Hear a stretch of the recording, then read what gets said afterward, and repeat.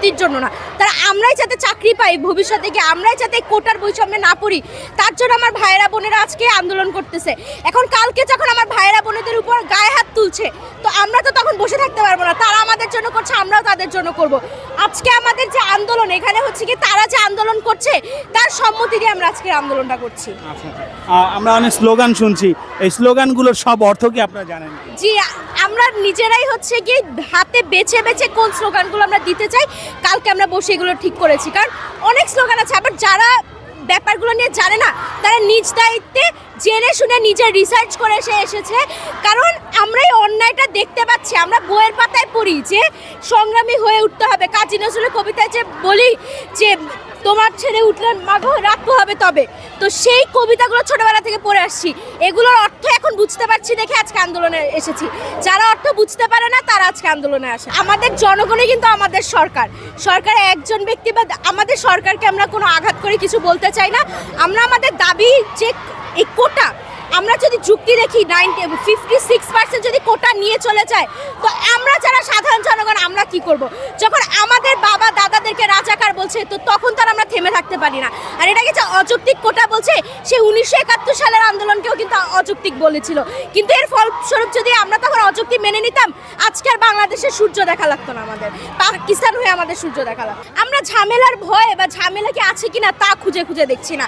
আমরা আমাদের আন্দোলন করতে এসেছি, আমরা আমাদের দাবি জানাতে এসেছি, সেটাই করছি। স্কুল থেকে কোনো চাপ? আমাদের কোনো স্কুল থেকে চাপ দেয়নি। যারা আপারা জেনেছেন খুব খুব খুশির বিষয় যে আপারা আমাদেরকে বাধা দিচ্ছেন না, আমাদের ব্যাপারে কোনো কিছু না বলে বাধাটা দিচ্ছেন না। আজকে আমাদের প্রিন্সিপাল আপা বের হয়ে যাওয়ার সময় বলেছে যে তোমরা নিরাপদে বাসায় যাও।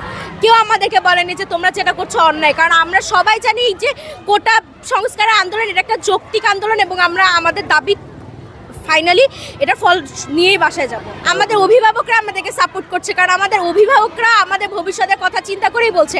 এখন হয়তো অনেকে বাবা মা ভয় পেতে পারে যে আন্দোলনে গেলে তারা ব্যথা পাবে, কিন্তু আমাদের বাবা মার বিশ্বাস আছে যে এই মেয়েকে আমরা এইভাবে ক্যাপেবলভাবে বড় করেছি, সে নিজের নিরাপত্তা এবং তার পাশে আশেপাশে মানুষের নিরাপত্তা বুঝে যেটা সঠিক সেটাই করবে। তো আমিও বাসায় আমার বাবা মার পারমিশন নিয়ে এসেছি।